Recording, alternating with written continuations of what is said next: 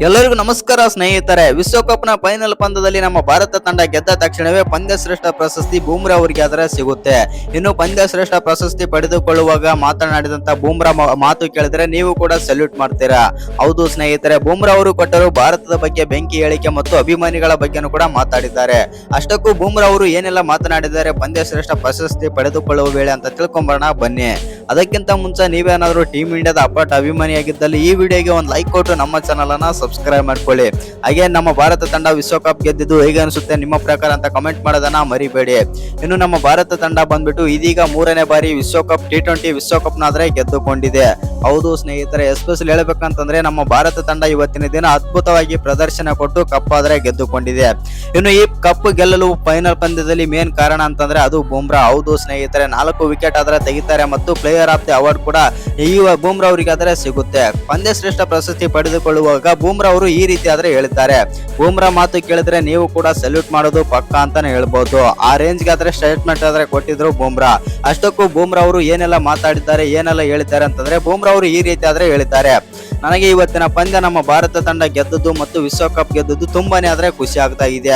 ಇನ್ನು ಪ್ರತಿಯೊಬ್ಬ ಆಟಗಾರನ ಬಗ್ಗೆ ಬೂಮ್ರಾ ಆದ್ರೆ ಮಾತಾಡ್ತಾರೆ ಅಂತಾನೆ ಹೇಳ್ಬೋದು ಮೊದಲಿಗೆ. ಇನ್ನು ಸೂರ್ಯ, ಹಾರ್ದಿಕ್ ಆಗ್ಲಿ ಮತ್ತು ಓಪನರ್ಸ್ ಆಗಿರುವಂತಹ ಸಂಜು ಸ್ಯಾಮ್ಸನ್, ಅಭಿಷೇಕ್ ಶರ್ಮಾ, ಇಶಾನ್ ಕಿಶನ್, ತಿಲಕ್ ವರ್ಮಾ ಮತ್ತು ದುಬೆ ಅವರು ಅದ್ಭುತವಾಗಿ ಆದ್ರೆ ಆಟ ಆಡಿದ್ದಾರೆ.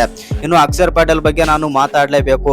ಅಕ್ಷರ್ ಪಟೇಲ್ ಅವರು ಹಿಡಿದಂತಹ ಮೊದಲನೇ ಕ್ಯಾಚ್ ನನಗೆ ತುಂಬಾನೇ ಇಷ್ಟ ಆಯಿತು ಮತ್ತು ಅಕ್ಷರ್ ಪಟೇಲ್ ಅವರು ಒಳ್ಳೆಯ ಆಟಗಾರ ಮತ್ತು ಅವರಿಗೆ ನಾವು ತಂಡದಲ್ಲಿ ಅವಕಾಶ ನೀಡಿದ್ದು ತುಂಬಾನೇ ಆದ್ರೆ ನಮಗೆ ಉಪಯೋಗವಾದ್ರೆ ಆಯಿತು.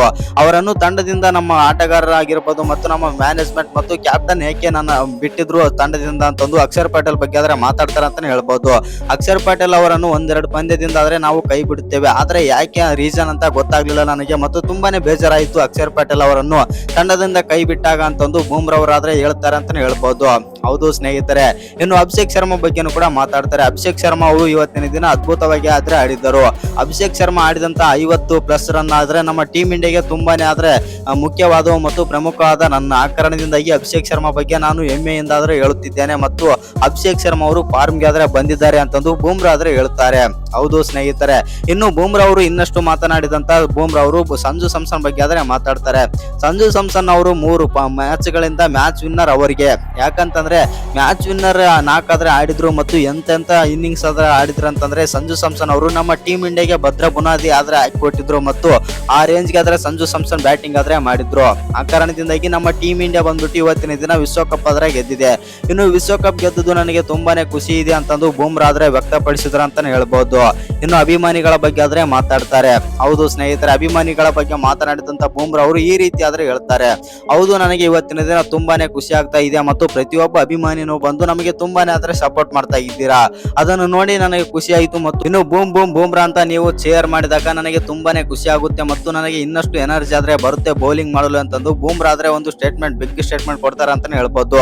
ಇನ್ನು ನನ್ನ ಭಾರತ ಮತ್ತು ನನ್ನ ಭಾರತಕ್ಕಾಗಿ ನಾನು ಏನಾದರೂ ಮಾಡಲು ಸಿದ್ಧನಿದ್ದೇನೆ ಮತ್ತು ಭಾರತ ತಂಡಕ್ಕೆ ನಾನು ಎಷ್ಟು ವರ್ಷಗಳು ಬೇಕಾದರೂ ಕ್ರಿಕೆಟ್ ಆಡುತ್ತೇನೆ ಮತ್ತು ನನ್ನ ಎಬಿಲಿಟಿಯನ್ನು ಮತ್ತು ನನ್ನ ಎಲ್ಲ ಸಾಮರ್ಥ್ಯವನ್ನು ಭಾರತ ತಂಡಕ್ಕೆ ಇಡಲು ನಿರ್ಧರಿಸಿದ್ದೇನೆ ಅಂತಂದು ಬೂಮ್ರಾ ಆದ್ರೆ ಹೇಳ್ತಾರೆ ಅಂತಾನೆ ಹೇಳ್ಬೋದು. ಹೌದು ಸ್ನೇಹಿತರೆ, ಒಟ್ಟಲ್ಲಿ ಹೇಳ್ಬೇಕಂತಂದ್ರೆ ನಮ್ಮ ಭಾರತ ತಂಡದ ಬಗ್ಗೆ ಹೆಮ್ಮೆಯಿಂದ ಆದ್ರೆ ಮಾತಾಡಿದ್ದಾರೆ ಜಸ್ಪ್ರೀತ್ ಬೂಮ್ರಾ.